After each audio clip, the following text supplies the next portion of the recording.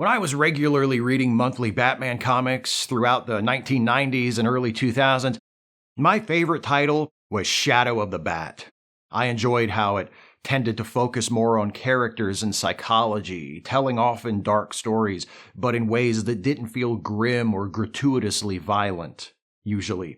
The main writer of Shadow of the Bat was Alan Grant, and he will definitely be the subject of a future entry in the series. But this video is not about Alan Grant or Shadow of the Bat. It's about what came next. Shadow of the Bat was canceled in 1999. Its final issue was cover dated February 2000. Alan Grant had already left as the writer, but even so, I was kind of sad to see the title go, because in its heyday in the early to mid-90s, it published some of my favorite Batman stories. But then, I heard that DC Comics was introducing a new monthly Batman title to replace it, and that title, Batman Gotham Knights, was being written by Devin Grayson. And suddenly I wasn't sad anymore. Devin Grayson has written extensively for Batman, Nightwing, Catwoman, and other top-tier DC characters since the late 90s. I became a fan of her work from the very first time I read one of her stories, which, though I didn't know it at the time, was the very first comics story of hers to be published. It's titled Like Riding a Bike. It's drawn by Rodolfo DiMaggio, and it's in issue number 7 of The Batman Chronicles, a quarterly anthology that DC published from 1995 to 2001. It's about Dick Grayson, aka Nightwing, receiving an unexpected visit from his old friend and Teen Titans teammate Donna Troy. Dick and Donna catch up, provide each other some emotional support, and talk about what their careers as crime fighters mean to them, why they do it. There's a bit of action. A gang of muggers attacks Dick and Donna while they're out and about, but there's not a superhero costume in sight, and even when Dick is acrobatically kicking some ass, the story is clearly more interested in what he's saying than in the flips and the strikes. Immediately, I saw that Devin Grayson understood how to write Dick Grayson. I can only imagine that she may have been drawn to the character in part because of their shared last name. The next story of hers I read, in The Batman Chronicles number 9, is also a Dick Grayson story, only this one takes place several years earlier than Like Riding a Bike, when Dick is still Robin. The story, which is drawn by Duncan Fegredo, is titled Photo Finish, and presents Devin Grayson's version of the first meeting between Robin and Batgirl, Dick Grayson and Barbara Gordon, though they don't learn each other's real names in this story. As with Like Riding a Bike, the focus of Photo Finish is on the characters. There's enough action to keep things visually interesting, comics being a visual medium and all, but what's really important is the dialogue, the banter, the playful tension that exists between Robin and Batgirl as they get to know each other and begin to form a bond. It's very well done, and as a longtime fan of Dick Grayson and Barbara Gordon, and Dick Grayson and Barbara Gordon, know what I'm saying? This story lands right in my sweet spot. Devin Grayson wrote a total of 5 stories for the Batman Chronicles. I'm not going to talk about all of them here, but I will bring up one more because it's relevant to my main subject. That story is titled The Contract. It's penciled by Marcos Martin, it's inked by Vince Girano, and it's in Batman Chronicles number 12. This story is part of the Cataclysm storyline that was running through all of the Batman books at the time. Gotham has been devastated by an earthquake. In this story, we cut back and forth between a group of survivors trapped beneath a collapsed building and a team of mercenaries who have been contracted to get them out. Batman himself never actually appears in the story, but he is a topic of conversation among both groups. Among the mercenaries and the survivors, there are those who believe Batman exists and admire or respect him, and those who consider him an urban myth, and an especially cruel one given their present circumstances. If Batman is real, the non-believers say, and he's the hero he's supposed to be, where is he? Why isn't he here, helping to rescue these trapped people? As the mercenaries work their way down to the survivors, we learn more about the oddly specific contract they all signed in order to do this job. A contract which apparently stipulates that they do not use guns, that they protect each other, and that they do nothing intended to crush another person's spirit or rob them of faith. When the mercenaries finally reach the survivors, it's a moment of triumph for everyone. The mercs, gangsters, and crooks who initially took the contract for the money have gained a sense of meaning and accomplishment from acting to safeguard life, and the survivors, including a young boy who has been waiting and hoping for Batman to come to their rescue, have their hopes of making it out of this building alive fulfilled. The Batman-loving kid is at first disappointed that his hero hasn't appeared in person to save them, but then he reasons that Batman must have sent these guys, because he can't be everywhere at once. This is confirmed by one of the mercs, who also gives the kid some money, not wanting to violate the faith clause of the contract. And it turns out Batman did send them. Or rather, as a final peek at the actual contract reveals, Bruce Wayne did. When Devin Grayson began writing Batman Gotham Knights, she continued that focus on characters and relationships. It was a book about the Batman family, the team of Batman, Robin, Nightwing, and others who work closely with Batman. The stories in Devin Grayson's run are filled with some of the best character work ever done in a Batman comic. These are characters who, despite their outlandish personas and larger-than-life adventures, are essentially human.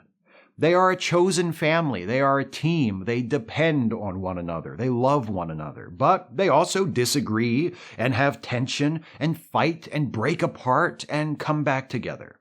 There's not just emotional tension between the characters. Grayson acknowledges the dramatic tension between the concept of Batman as a seemingly natural loner and the idea that he works closely with others. People like Robin and Nightwing and Oracle, Barbara Gordon, the former Batgirl, now using a wheelchair and providing tech support with almost supernatural competence. People who know his secrets.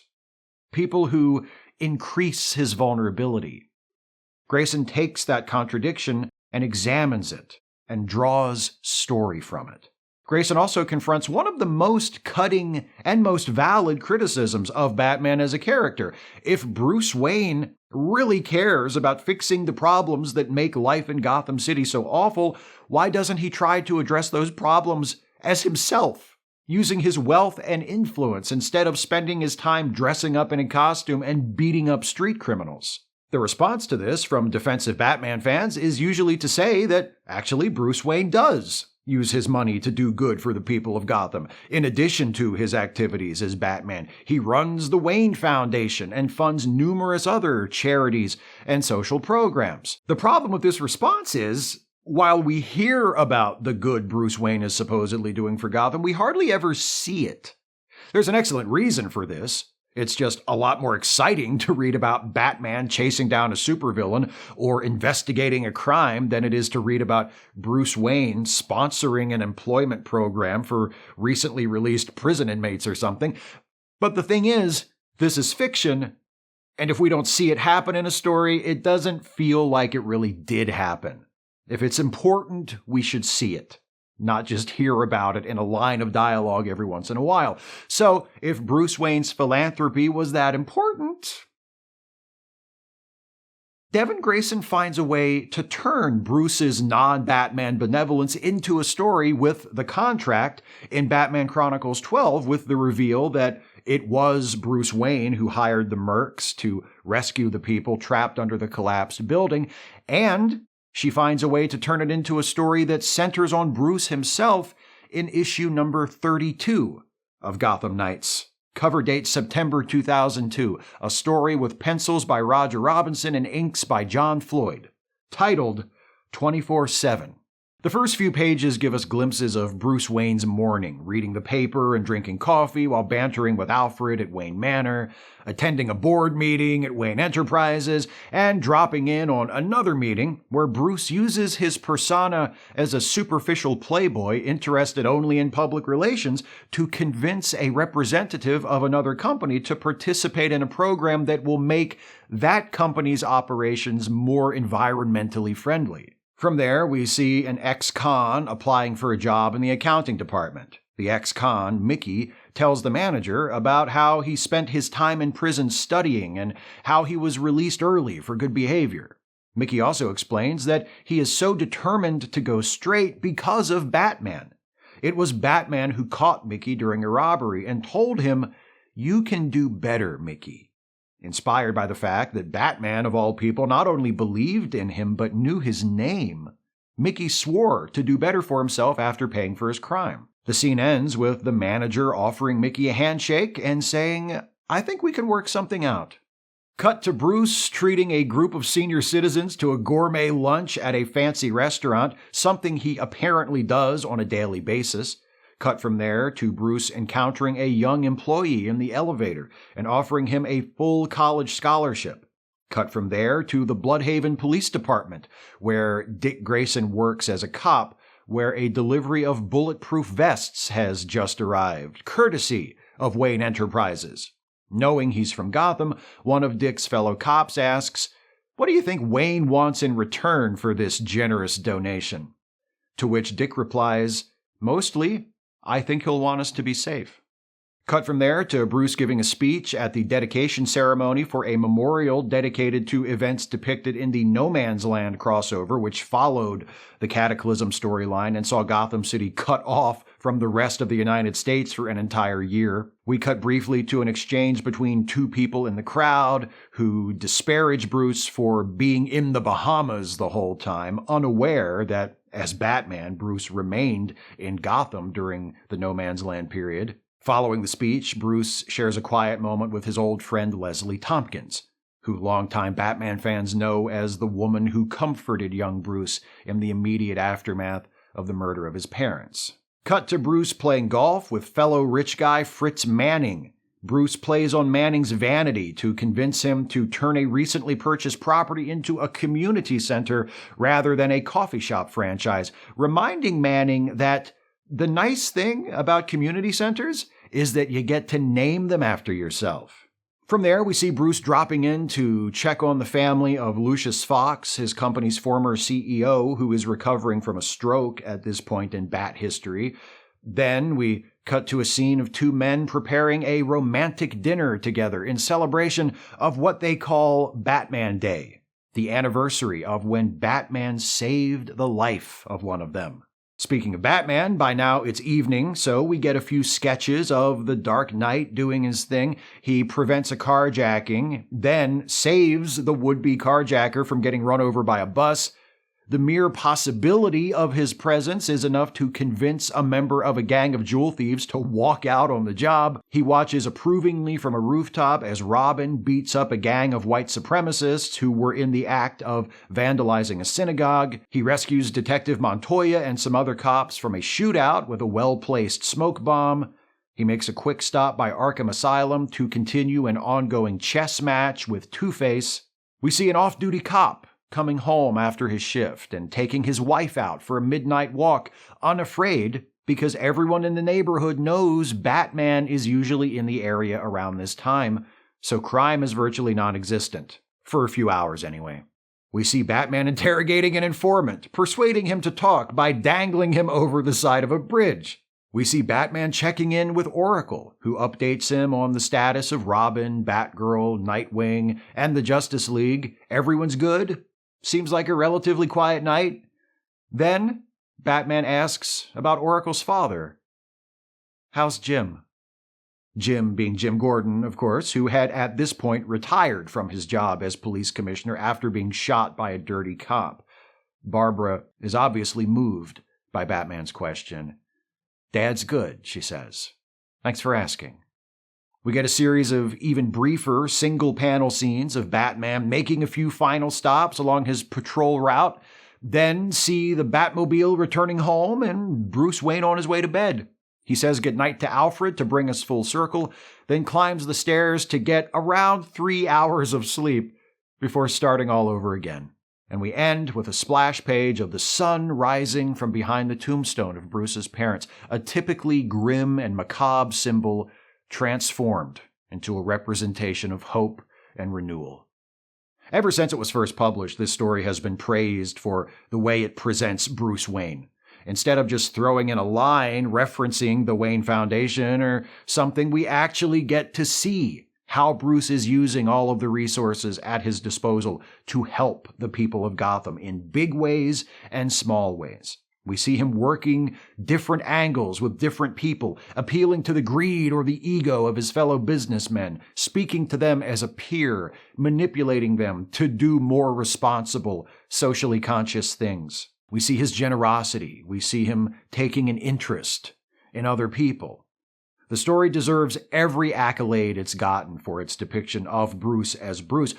But let's not forget what it shows us about how Bruce operates as Batman as well. Mickey, the ex-con applying for a job, credits Batman with turning his life around, not by beating some sense into him, but by telling him, "I think you can do better for yourself than this." We see that even when he's out on patrol by himself, Batman checks up on his partners. He stops at Arkham Asylum to visit Two-Face, a dangerous criminal who has tried to kill him many times, but who is also his old friend, Harvey Dent. He asks Barbara Gordon about her dad, not because her dad is the police commissioner. He's not at this point, because Batman genuinely wants to know how Jim Gordon is doing. In other words, he cares about people. We see that Batman cares, and we see that it matters. In addition to that, we see that Batman has principles that go beyond no killing and crime is bad. It's no random detail that the punks we see Robin smacking around while a smiling Batman observes are Nazis interrupted while committing an act of bigoted desecration. It's a deliberate creative choice that Devin Grayson makes to tell us something important about Batman and his team and which side they're on. We also see that Batman does more than solve puzzles, escape from death traps, and crash through skylights to pummel supervillains and their gangs of goons. The scene of the couple preparing their Batman Day celebration reminds us that he also saves people. He even saves criminals, as we see when he prevents the carjacker from being run over. And yes, we see that Batman's activities also involve using violence. That carjacker he saves from being hit by a bus is a dude he'd just knocked unconscious with a batarang a moment before. He gets a crook to spill his guts by holding the guy off the edge of a bridge and implicitly threatening to kill the guy when he's reluctant to talk at first. He's frequently not a nice guy. He does things that push or sometimes outright break moral boundaries. He's scary and brutal. He's not Superman. In short, 24/7 shows us Batman in a holistic fashion, letting us see the full person in a way that we almost never get to in any medium. There's no plot to speak of. There's just a series of thumbnail sketches held together by the thread of Bruce/Batman's presence or influence or impact. And through these sketches, we get a sense of who he is, what he does, what he cares about, and what a difference he makes to the city and to many of the individual people who live in it. It's one of the best stories published in the Batman comics during this period, or any period, really. It's one of my personal favorites. And it takes on added significance when you factor in that it was also Devin Grayson's final issue as the regular writer of Gotham Knights. She was leaving the book she started, the first woman to be the main writer of an ongoing monthly Batman comic. And this was her parting statement. A story about a Batman who cares about his community and its people, who looks after his friends and surrogate family, and who, with the exception of the 3 hours he sleeps, spends all day, every day, using all the tools at his disposal to make the world a better place. I don't know about you, but to me, that sounds like the best Batman ever.